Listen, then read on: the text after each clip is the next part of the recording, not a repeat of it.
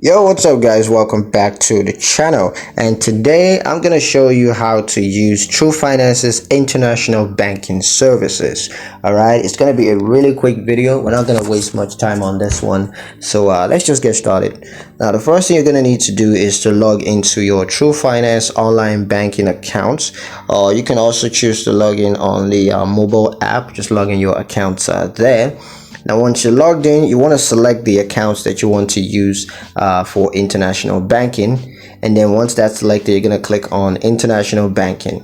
And then you're going to select the service under that you want to make use of. Now, you can use Twoguysfinance's international banking services to send and receive international payments. You can also review and reconcile your international transactions.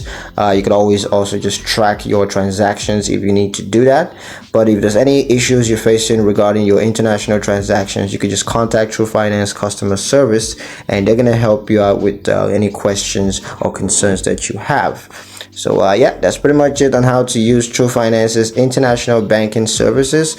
I hope you guys liked the video. Hope you found the information useful enough. If you did, like the video, comment down below, let me know what you thought. Share the video with your friends and subscribe to the channel if you haven't already, and I will catch you guys